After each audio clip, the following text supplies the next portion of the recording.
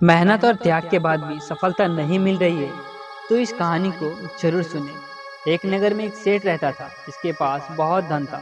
उसकी तिजोरियां हमेशा कीमती मोहरों से भरी रहती थी, लेकिन उसका मन लोभी था। जैसे जैसे पैसे बढ़ते उसका लालच भी बढ़ता चला जाता था। लेकिन सेठ कंजूस था, कभी किसी को एक कौड़ी भी नहीं देता था। एक दिन सेठ के दरवाजे पर एक साधु आया।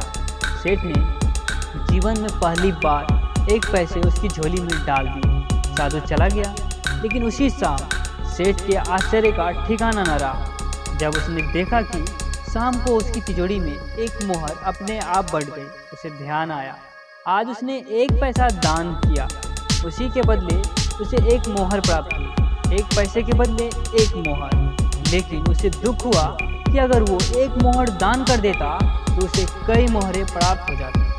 और वो अगले दिन उस साधु को ढूंढने लगा और मिलते ही उस साधु को एक मोहर दान दे दी।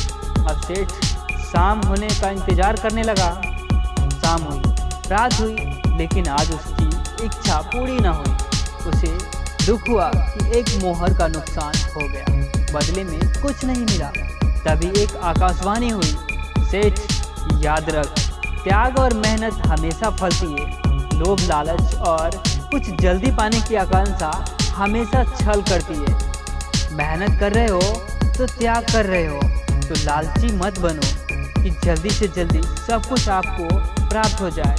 जब आपकी मन और नियत साफ होती है और कर्म पूर्ण होता है तो आपको परिणाम मिल जाता है। इसलिए कर्म और उसकी पूर्णता तक लेकर जाओ, आपको अपनी मेहनत का परिणाम मिल ही जाएगी।